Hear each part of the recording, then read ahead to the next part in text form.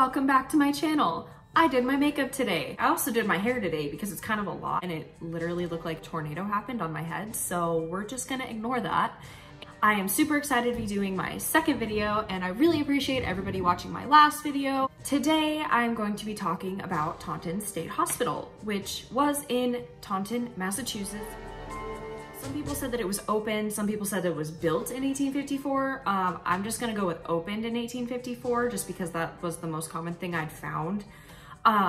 It was one of the many Kirkbride facilities of that time, and Dr. Thomas Kirkbride was the original designer of this idea of like the way that these hospitals were laid out, which was kind of like they described it as a bat wing facility. So like there was a central building with branches out of like wings, basically. And I know that the worst patients were kept at the very end of the wings, and the central location was where the nurses and doctors and everybody were, so that they could be dispatched out to, you know, wherever they needed to go in whatever wings. It prominently featured a lot of natural lighting. It was self-sufficient, so they had the patients working the land. There wasn't really any like actual treatments. It was mostly experimental stuff that people were like, hey, let's try this out and see if it works. And some of it did. Some people claim to have the clearest, you know, time at Taunton.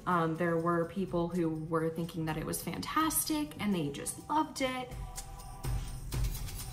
So the main building stood for over 150 years until 1999, when the main building began to collapse.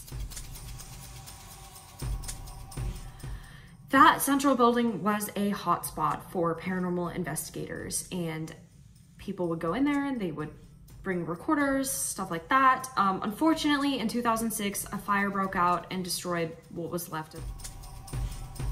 That led to the building actually being demolished in 2009. They didn't actually, I guess, discard the pieces of the building. They sold them off to be reused in other buildings. The types of patient that Taunton housed, it was a wide range. So it was people from criminally insane to children with birth defects. I mean, it was literally anybody and everybody for a short time, for a long time. People lived there, people died there. That was their home. Pretty much anyone that society was ashamed of or scared of was put in this facility. And the views from that time of the mentally ill were very prehistoric. Almost everything was experimental. I would say that the main purpose of these facilities were to just hide these people from the rest of the world.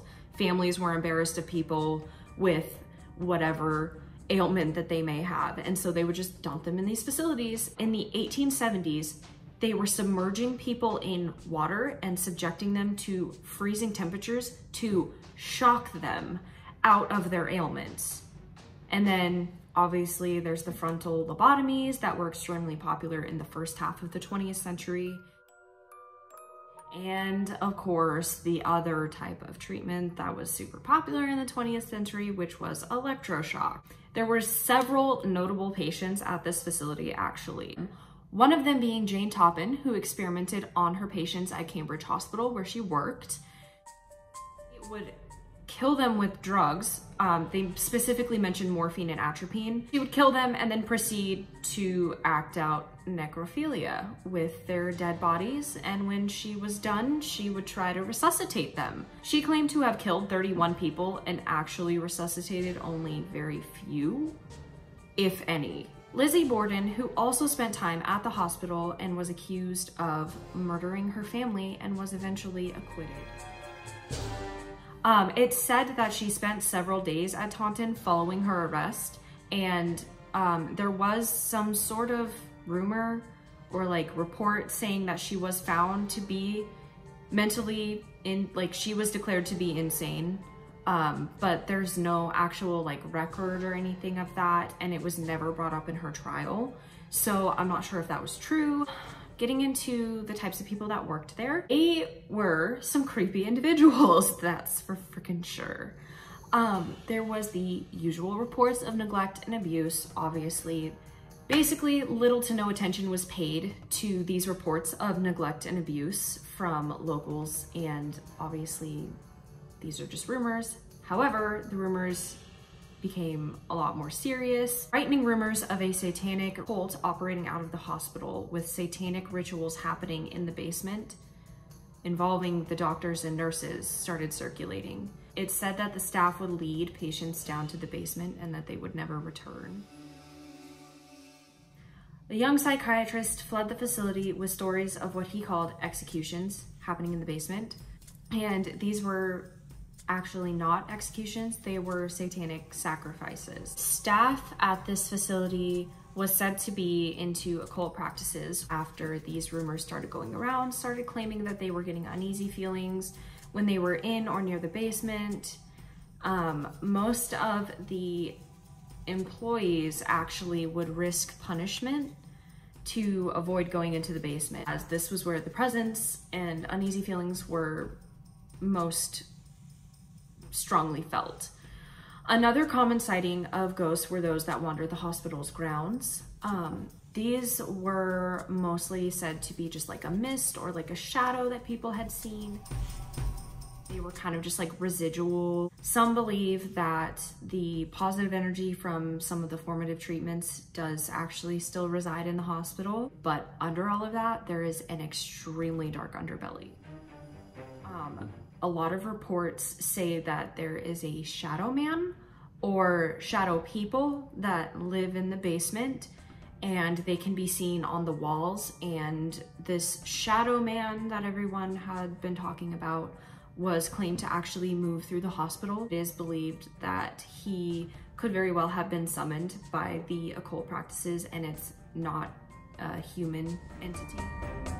Many people claim to have felt uneasy in general, either being on the property or in the buildings. A lot of locals say that they grew up down the street and they could hear the screams of the patients. While the building still stood, many people would walk by and they would avoid the building. They would give it a wide berth, really wanted to avoid the hospital. It definitely gives off an uneasy vibe. It could very well be because it was in disrepair. It housed people who were dangerous, people whose society were, you know, offended by, unfortunately. And that could be leading to like the fear and hysteria around it and the spirit sightings and everything like that. To get into the conjecture part of it, there can be energy that can be left behind, especially if there was abuse or neglect or negative things that had happened. And I wouldn't say that everything that happened at the hospital was bad. I would say that they probably did help some people, but one size does not fit all as far as mental health treatment. Some people might have found it beneficial to be there. They might have found learning trades and working on the land therapeutic. You know, maybe they overcame their ailment, but not everybody at that hospital did. Things could have happened behind closed doors that we don't know about. And I do know that they did perform a lot of experimental procedures on patients, and obviously that does lead to pain and torment occasionally. Today, the building is no longer standing, unfortunately. I personally would have loved to go explore it. I don't know what you guys think about all of this. It's definitely an interesting location. This building definitely saw more than its fair share of torment and neglect and abuse. Asylums from that time did experience a lot of things, and most of them are believed to be haunted because of that type of energy lingering, and basically what happens behind closed doors we don't know. So I mean, it very well could have been a very bad experience for some of the patients that resided there. Many of the articles about the facility state that the rumors were popular among the locals, and that is what led to its eventual closure. And with these rumors of the satanic cult sacrificing people in the basements and any like ritualistic practices that may have happened there, could very well have either summoned or attracted negative entities to this location. What do you guys think? Let me know in the comments down below, and I will link my previous video, and I will also see you guys next week. And I really appreciate everyone that has been so supportive of me, and I did not expect things to take off the way that it has. I have gotten so many compliments and people telling me, oh, you're doing so great, blah, blah, blah. I really appreciate it, guys. Thank you so much. Anyways, if you like this video, comment, like, subscribe, the usual shebang that YouTubers tell you. Let me know what you guys want to hear about next, but I definitely need some ideas and input from my viewers and my lovely friends. Bye!